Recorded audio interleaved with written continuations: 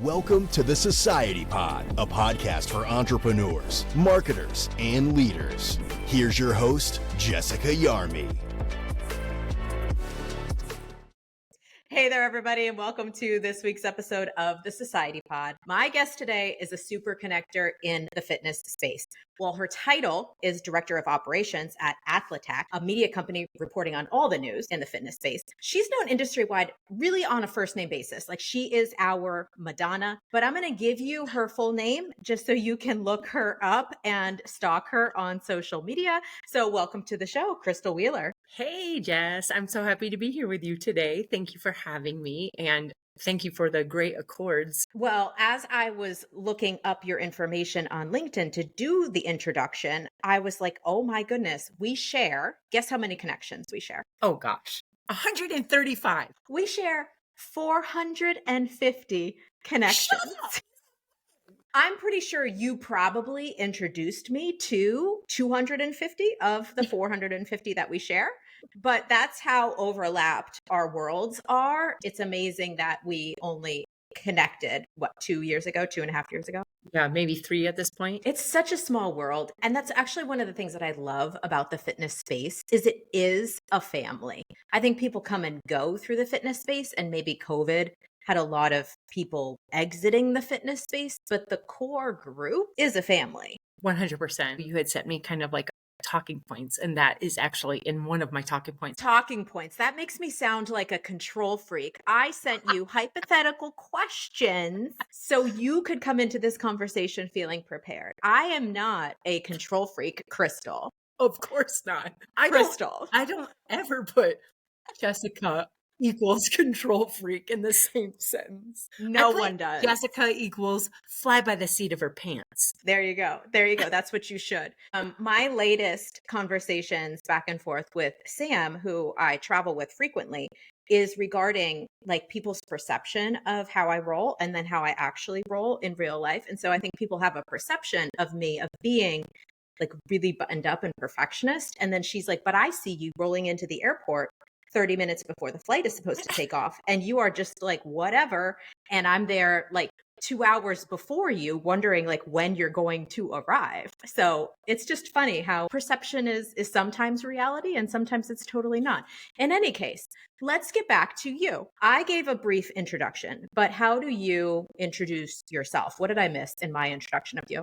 I actually think that your introduction was great. I've been in this industry / our family for over 18 years, starting on the manufacturer side, where that's where I really got to develop relationships and that sort of thing. And then it's just kind of evolved from my positions from when I left the manufacturer side and got into club industry and Cybec and so on and so forth, and just kind of done other things. I think that's one of the great things about my career is that a long time ago, I realized this is the space that I want to be in. It's natural. It's fun. It feels good. It's helping people. It's all of us helping one another. That's just really meaningful. And at the end of the day, that's what matters the most is that we're doing what we want to do and what makes us happy. The path for athletes to get into careers in the fitness space is such a rocky, uncharted path. And I'm like, it's a no-brainer. Let's just go from being athletic-minded, passionate about fitness people, and let's bring those people into the fitness space with us. I think there's a perception of the dollars not being there in fitness, or the only path is through a personal trainer route, but you've never been a personal trainer. I've been a personal trainer, but like I went more the marketing route. Right. And so I think as an industry, we all need to do a better job of sharing our backgrounds, our paths. Like, here's how I got to this place. Like, here's how I even entered into the fitness industry. And it either was through sport or it was through training or it was through something different like marketing. So back all the way up and look, what was your entry point into fitness? So for me, same sort of thing, right? Like in high school, I was in a little teeny tiny town in Iowa. So I was in sports because what else are you going to do in little teeny towns in Iowa?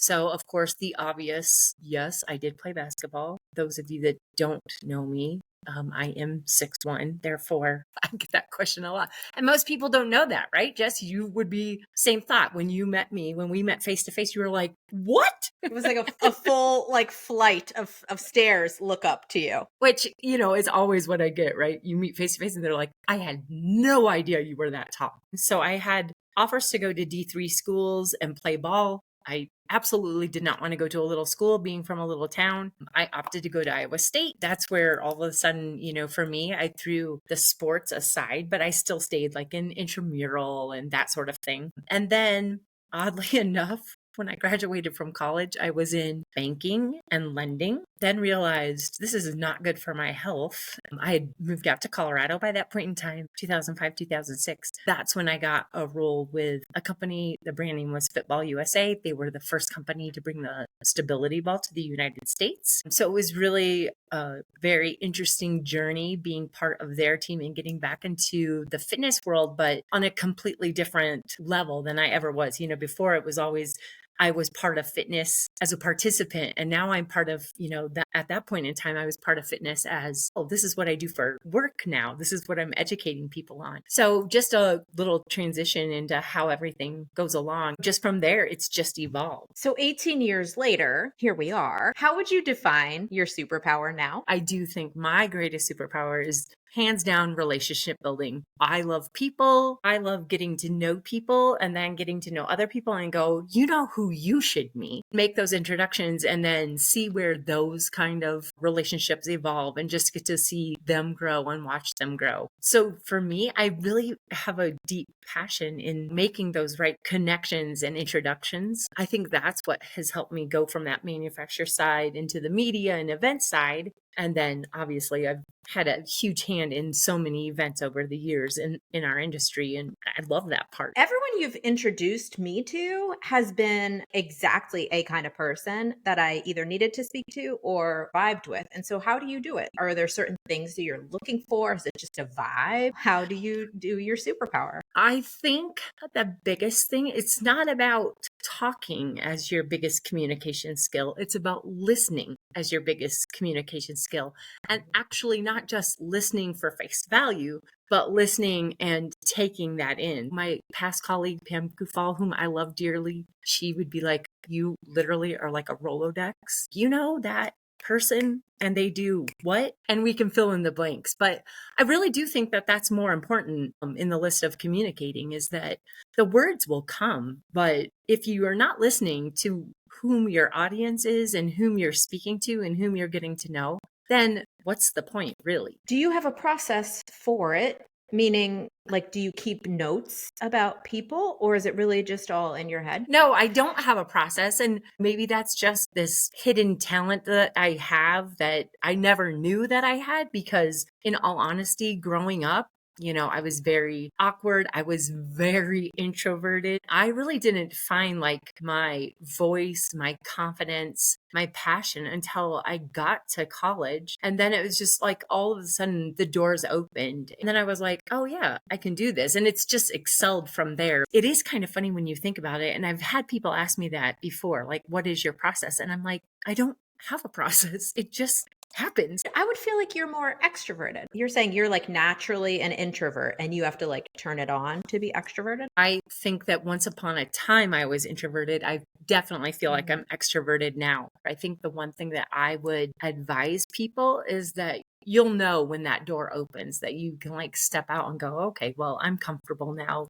These are my people, that sort of thing. But I think that one of my passions about events is seeing that happen for people, where you might be very introverted, you go to an event, and then the next thing you know, I'm, recapping with them and they're like, I met all of these people. And I'm like, that's so awesome, because I feel like that's your biggest attribute when you attend events, is to just be able to take advantage of that space at that given moment in time, ask the questions, listen. And I think even if it's small, everyone needs to take baby steps with certain things. And I think one of them is the simplest things, right? Smile, have eye contact, Maybe I see you passing in an aisleway and I just smile and nodded and we keep walking and I don't know you. But then I see you 3 aisles later and you approach me or I approach you, whatever the case may be. And the rest is history. I just think that people really need to take advantage of those times when you get to be with our group of people, with our family and our industry. I feel like I used to be really extroverted, but now I almost feel like I'm the opposite of you. Like I'm starting to go more introverted where I can rally for an event, but then I need to reset and not speak to people for a few days. It takes a lot to then get back to good. One of the things I love about our fitness conferences, and I'll share this tip and then you can maybe share some other tips that you have for in-person events. I always kind of find it awkward to walk up to somebody at the coffee, but in the fitness industry events, there's always people at the gym before the sessions start. Right. There's always the active morning workouts or evening workouts. I would always go to those because then I'm in like a little bit of like a comfort place where I think it's easier to talk to someone when you're in your hobby place as opposed to in your professional place. What other tricks do you have for maybe people who are introverted extroverts or extroverted introverts? Somebody who has a little bit of like introvertedness to them. I love what you say about that because that is the one thing. Like if you are in the coffee line or whatever, or maybe it's even something as simple as in the elevator, right? When you can take that opportunity to just try and seize it. I would agree with you though, especially if you are more introverted, that if you are in your sanctuary, your normal space that you're already comfortable, then talking to someone, it just comes naturally at that point in time.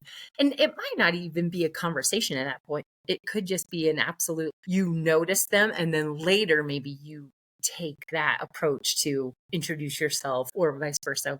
Because maybe in the gym, they're not wearing their name badge and you don't want to go, hey, what's your name? Instead, you have the little tool in front of you to cheat. You're absolutely right. I think that there's so many times, and I think about this in the essence of just asking for that introduction too. You and I have talked a number of times, like, hey, do you know this person? Hey, would you mind introducing me? Sometimes that's all it takes too. And I don't think it's wrong to ask that question of someone. So we just need to be confident that, hey, it's okay. We all want to help each other out. We're all in this together. And I truly believe that. I totally agree. It's funny that you bring up the elevator because I have to share this quick story because it's just so top of mind for me because I was at Vegan. Right. I'm waiting in the elevator bay and this guy comes into the elevator bay who I know exactly who it is. As soon as I see him, I'm like, I know exactly who you are. He's on my dream like podcast guest list. You are above him, obviously, but like he's on the list. And so I introduce myself and I say, hey, I love what you're doing with blah, blah, blah. And here's what I'm doing. And I have a marketing agency and a podcast. And he's like, oh, what's your podcast called? And I tell him the name of my podcast. And he said, oh, well, like, give me your information. Let's podcast sometime. This is all happening within an elevator ride. And so I give him my card and I say, yeah, like definitely reach out. Like, let's podcast. So the elevator doors close.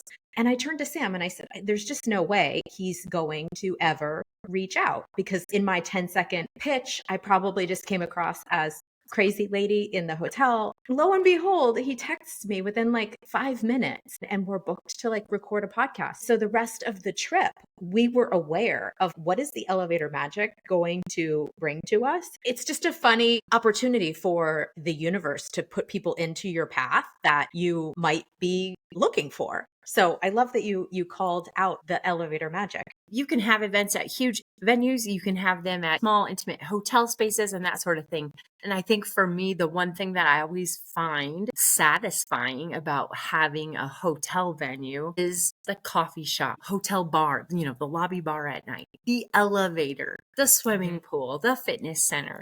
And you're all under one roof, right? So I always think that makes those spaces really special and unique. I can remember at a conference in Chicago years ago, and it wasn't super late. People had been out, that sort of thing. And I just remember getting on the elevator and then a dude shows up and he's hammered. I mean, and he is a big bloke. Like he is a big dude that you're thinking, that guy has put away a lot of alcohol to be able to be this sloshed in the elevator, right?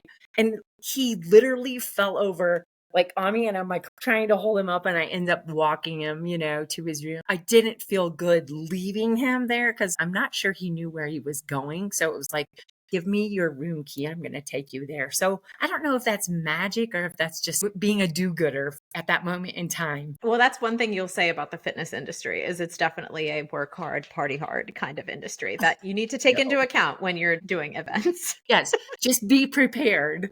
There is a Oh my serious gosh. social aspect. And I don't know how you do it. You can march around in freaking 6-inch heels on concrete going from party to party. And I just think, oh my gosh, how is she doing it? I don't want to look up 2 flights of stairs to everybody. I feel like I need to be a little bit taller. It makes me feel better about myself, I think. So you were working in the fitness industry, in event planning during COVID. So you kind of got the double whammy of, oh my gosh, my world is just totally upside down now. What did you do during that time? Like, how did you pivot? It was a very interesting experience from that aspect. And it's like the writing was on the wall, right? Obviously, crazy shit's happening. And what are you going to do about it? I was with club industry at that time. So we just took it upon ourselves. Rather than taking a back seat, we actually came together as a group and went, okay, what can we do for our industry? And just started holding panels and like monthly discussions so that the community could come together and still talk and get knowledge and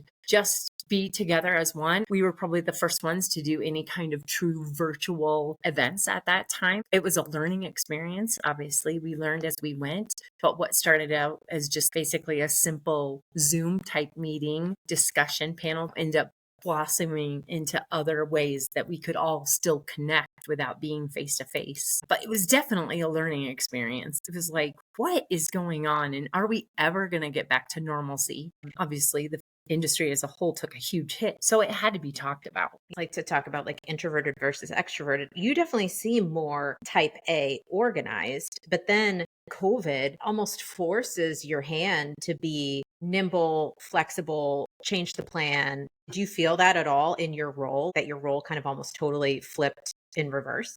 Yeah, you really did have to take a back seat and go, okay, how do we make this happen? And how can you still personify what you want to personify? That just doesn't happen organically. I feel like it's almost like you kind of have to force it along a little bit. So thankful that we're past that. And hopefully we never go down that road again because good Lord, that was a debacle for the whole world. And it's so hard to do anything virtual. And I'll put it into fitness terms and then you can elaborate from event terms. But I'm somebody even before COVID, I had all the apps on my phone. And to do a workout at home by myself, looking at my phone, I just would never do it. I needed the in-person element, accountability, motivation, just the ability to be present and not have ADD, like, oh, I got to change my laundry out. I would just jump away from the screen so easily, get distracted by something, get distracted by my phone, get distracted by emails or something like that. And I would not be able to like commit to working out. And I feel like it's the same kind of dynamic with events. No, I would agree. I think that when we did do those virtual events, it always seemed like you'd get a really good rush, like in the morning. And one thing that we learned, right, was don't do multiple days. Just make it one day for 4 or 5 hours and people make it on demand so people can either be there live or it can be pre-recorded and they can tap in anytime. But we learned quickly the multi-day thing is like, okay, well, after 3.5 hours, you're losing everyone that's logged on, especially on like a live stream type situation. And I think that's part of it too, right? They're at home too. So it's super easy to be distracted and move on to something else. Versus an in-person event and the in-person conversations, you started out by talking about listening. I am so guilty of multitasking through my listening. And how much are you really getting if you're multitasking through Right. your listening? And especially with connections or especially with one-on-one conversations, if they're on Zoom and you're multitasking, you're not able to get the information behind the information, if you know what I Right. mean. Yeah, no, you're absolutely right. It is It was interesting. it was a fascinating time. I'm very, very glad that we're through it. And I love in-person events. What in-person events are you working on right now with Athletech that we all need to be looking out for? Always work in progress, but I can tell you that we are trying to work on being part of Fitness Week with NASDAQ again, like we did at the beginning of this year. So that will be just like a nice, simple networking type event for one day. We intend on doing our reception before the Health and Fitness Association event in March, which is what we did last year as well. Then more to come on many other things that are being worked on currently. So those are in-person things we definitely know that we want to do in person. As far as from the whole digital perspective, Athletech has grown by leaps and bounds. Speaking of how COVID affected things, Athletech actually launched in 2020. I learned more about them in 2021 and kind of had them, on the forefront in 2021. I met some of the team at an event at Cybec actually in 2021. So they had always been on my radar. And to be able to launch and build a business in probably one of the most volatile times in our industry, it speaks volumes for Eddie Hertzman and what he has managed to accomplish. The subscribership currently is nearing 80,000, which is massive. So is in global industry terms, we are definitely the largest subscriber base. When you view everything, that would be including, European and UK publications as well. And we intend to probably hit 100,000 by the end of the year. And I know that it's all based on content. It's very, very content driven. We just try to wrap our arms around all facets in our industry. Our industry is so segmented, but rather than just focusing on one element, we try to constantly be touching on all aspects of the industry. And I think that people notice that. The other part is that the editorial team is just spot on. They roll up their sleeves, they dig in, they write the stories, they find what needs to be being talked about, what's real news. And I had a friend tell me recently when they read the daily newsletter that they go, wow, this is like back to real journalism. That makes you feel good. That's definitely, I think, what the focus is first when Eddie developed Athletech was that editorial hat. He saw that there was a missing link really in the industry. There was no true like Bloomberg for the fitness industry. That's really how Athletech came about. And there's so much changing in the fitness industry Always. right now. Eddie and Athletech in general definitely seem to be pushing forward as opposed to holding on to old. So I've seen articles about the recovery space. I've seen the Ozempic articles. I've seen the wellness or the spa space included in a lot of your messaging. I think it is time to broaden who we are as a fitness industry and to include the nutrition components, to include the wellness components, to include the medical components that we're all going to benefit if we start to look at it as a complete picture. And I think, unfortunately, historically, it's really been segmented. That's the thing, right? The true ecosystem is bringing all those segments together so people can find them in one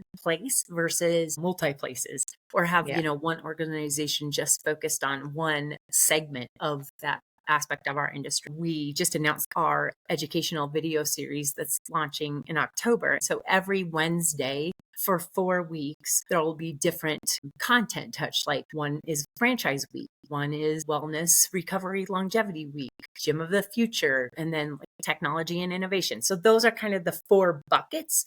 And each week it's going to be covered and there's different conversations amongst those 4 buckets. But I think, that just kind of helps bring it all together. It's wrapping up the end of the year, just giving some people some content that they can take away and think about that are planning for 2025. I know in our planning process, we have some great speakers lined up and great discussions that are going to be had. So hopefully people tune into that. I think it'd be really productive for most people to listen to. Well, I'll drop the subscribe link into the show notes so that people can subscribe and be sure to tune into the 4-week series. But I want to kind of pivot to your personal experience within the fitness industry. You are a female in a male-dominated space, and you've been in this space working your way up, navigating for the last 18 years. How have you done that as a female in fitness? I think that is always a story that the chapters build always. It's not just cut and dried. I think that it definitely has its ups and downs for sure. I think the biggest thing is just really being true to yourself. And even though there's been many times that I'll bring something to the table and maybe it does get beat down. But I think the key is that by being true to myself through all of this, is that I did speak and I didn't just sit back and take a back seat. And I think it's really easy for us as women to go, well, they don't want to hear my thoughts anyway. And honestly, I would say that being with Club Industry, that was a great team. Marty McCallan, Pam Kufal. I felt like we worked super closely together. And Marty, bless his heart, he always, dealing with Pam and I, would be like, oh my God, these women run my life next to my wife. And he was always so good and open to it. And he'd be like, okay, you're right. I think he probably helped really build my confidence in going, you know what? You don't have to take a back seat and you don't have to sit back and, shut up. I try to relay that to other women in the industry as well. And I think I'm part of some groups that want to lift women up, Net Women, there's Fitness and Women Association. There's the Fuel Women's Group now that Deb Goldberg is going to bring into the US as well. And I think what it boils down to is that we all want success for one another, but I think that there is a need for us to be able to have our own safe space, so to speak, where we can bitch and moan about what needs to be talked about, the aggravations, the challenges that we are dealing with, whether it's in life, whether it's in our careers, what have you. But also a chance to be able to talk about our wins and our successes, what's working, and just share those stories to help build confidence and build character with one another in this space. Because at the end of the day, we all want to see each other excel, no matter what it is that we're doing, and just to be able to embrace that. Yeah. My entry into the fitness space was in 2012 into Gold's Gym. And at that time, Ginger Collins was the head of the GGFA. Right out of the gate, entering into this male dominated world, I had an example of the most bold and outspoken and opinionated and respected example of how to show up in this world. And it almost showed me, maybe for better or for worse, that you need to be bold. And if you want to navigate it, you have to be committed and confident in order to make your move. And I'm now at a place where I'm like, maybe I went so far and now I need to course correct. But it's interesting as you talk about that dynamic to kind of reflect back on how I was brought into the fam, so to speak. There's obviously a number of amazingly impactful men, like you had Marty in your world, give you permission to show up as you. And, I was just lucky, I guess, to have a female influence in that regard. You mentioned in passing, you're community development ambassador for Net Women. I'm not really familiar with Net Women. I know we're talking next week with Net Women, but how did you get involved with that group and what's that group all about? Funny story, but going back to connections. So one of my past colleagues, when QuestX owned Club Industry, she introduced me to the CEO and founder. And it was just basically one of those situations where, hey, this is what we talk about. This is what we're all about. DEI initiatives, just empowering women, lifting each other up, that sort of thing.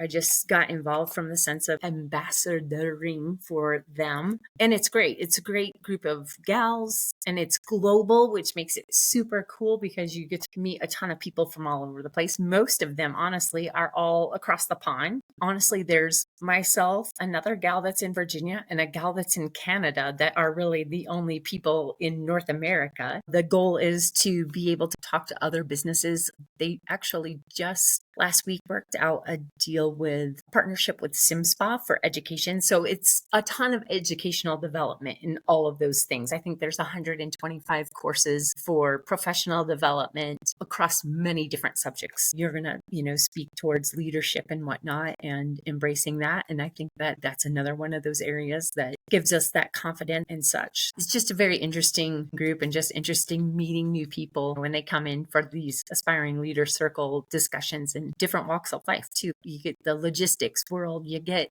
fintech, you get fitness and sport. It's been really interesting. I think it's fascinating that you mentioned DEI, and I think the trend right now is corporations cutting back their DEI efforts because those are dollars that they need to show direct ROI. And so like they're killing their DEI initiatives. And so I think we're at a point where we can't, as women, look to our employer to create DEI initiatives for us. It's like we need to align our own mentorship, our own networking, our own learning. All of that needs to happen as a self-guided experience.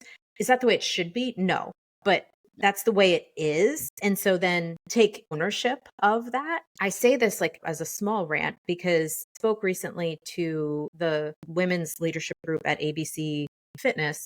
And after the event, all men connected with me. And I'm like, what are we doing here? Reach out and do the things. Maybe it's like women not feeling confident to reach out, but I feel like you obviously do a great job with this. You're so comfortable in relationship settings or like networking settings. But I think as a whole, women need to get more comfortable with an ask, even if it's just via social media initially, just to say, hey, love what you're doing. Can we hop on a call? Or love what you're doing. I'm just here to follow and be in the background and learn. I think the era of like sit back and wait for someone to grab your hand and like pull you through, I don't think we're there yet. Like, should we be there? Sure. But like, we're just not. And so I guess like my words to any females who are listening, and I know there's a number of females who listen to my podcast because I'm a woman, like it takes representation. Representation matters. Yeah. And my thoughts are just, you have to own it for yourself. Like you have to own your own network. You have to prioritize your own network. One of the quotes that I heard at VCon was 80% of all your wealth is based on who you know, and then 15% is based on what you learn from those people that you know. Total it up. It's 100%. 100% of the game is who you know, who you're connected to, how you show up for other people. And we need to do better at this game. You're so good at the game. And that's why I wanted to have this conversation with you, because it's a superpower and more people need to lean into it as a skill. I think everyone has it. It's just a matter of digging it out of yourself, right? And listen, when I was in college, I think it was probably like maybe my sophomore or junior year. I remember I was an ag business major. So my horticultural professor said, listen, just mark my words. You'll realize one day it's not what you know, it's 100% who you know. And that was just like the first half of what you're talking about. But he's right. I mean, I literally have reflected on that so many times going, it's totally that. I can admit when I got my job with Club Industry, I was always in my role, but prior on the manufacturer side, I was a client of theirs. And then I always thought, man, it would be really fun to be like the person to do the trade show and be responsible for the trade show. When that position came open, it was kind of like, is this real? The guy who was my representative that I had worked with for that, I had reached out to him and said, hey, Sam, is this real? Does Marty need help? And he was like, you don't do anything. I'm going to make some calls. I think that we all possess that, but you're right. It's a matter of pulling it out of ourselves and then embracing it and acting on it. I think is such a huge thing. And sometimes that's easier said than done for people. But I think that when we have these special spaces where women can talk and lift one another up, I think that's that one thing, right? Do it. Be able to look at the person across the room from you and go, hey,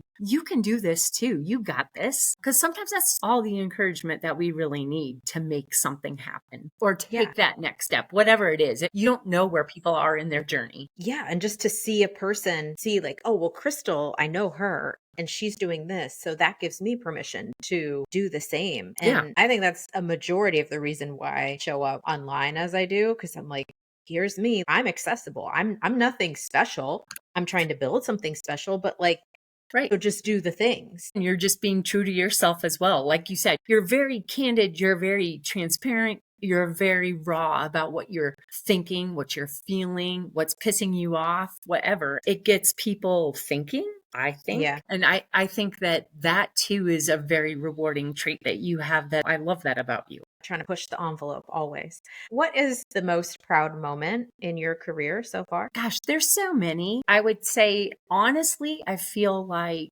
after COVID and the Club Industry Executive Summit took place, and it was the first like in-person event really where we didn't have to wear masks and that sort of thing. And I feel like for me, that was a really great moment because we brought so many people together in a very intimate space, a very special space. And it just felt good. Everyone was just so happy to be there. That's one of those things that just really, really stands out because not because it made me happy, but because I saw the joy and the happiness and just the finally, from others. I feel like that's part of my passion. I do what I do, not necessarily for myself, but seeing how other people are affected by whatever's transforming in front of them, it definitely fuels me and energizes me. People energize me. Talk to us about a setback season that you were in where maybe things were not flowing energetically and you were just like stuck in the mud. What did you do to get yourself unstuck? Everything happens for a reason, right? So whatever the setback might be, I just look at it and go, okay, well, I did everything that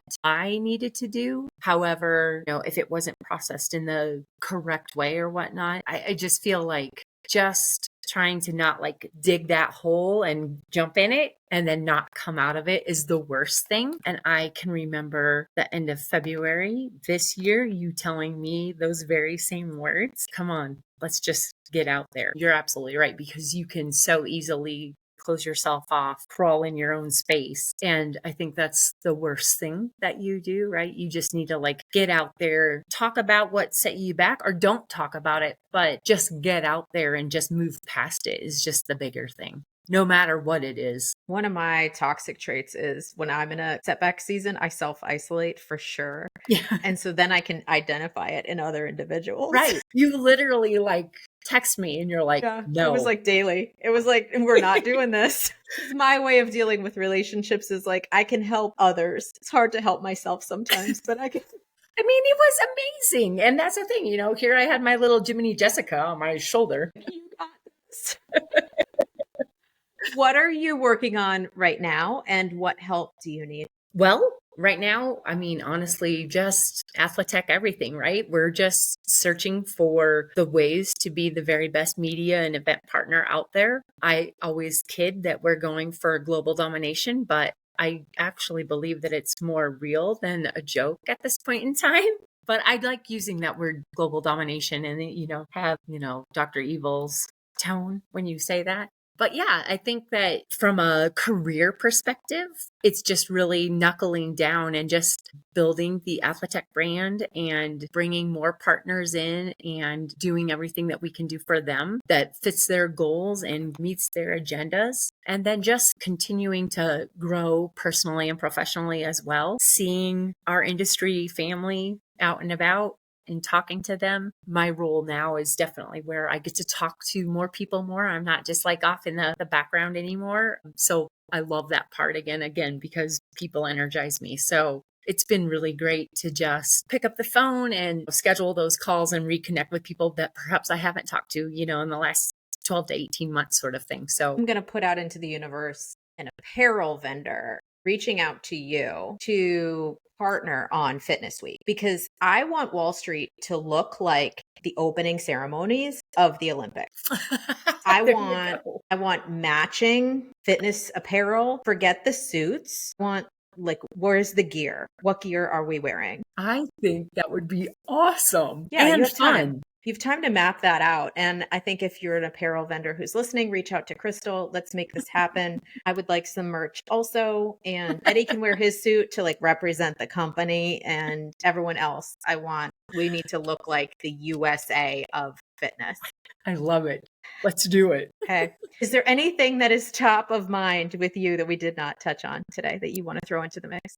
No, Jess, this has been so fun. And I'm so honored that you invited me to be one of your guests today. It's so meaningful to do something like this with you. But thank you for not just for today, but for being the influence in the industry that is needed. And then thank you personally for being a connector for me. Legitimately can't even count the number of people you've connected me to. So I do feel like you are a crystal angel on my shoulder. So I'm glad that I can periodically be a Jessica angel on your shoulder. We will return the favor every now and then. Good. Thank you so much for coming on the Society Pod and sharing all of your wisdom.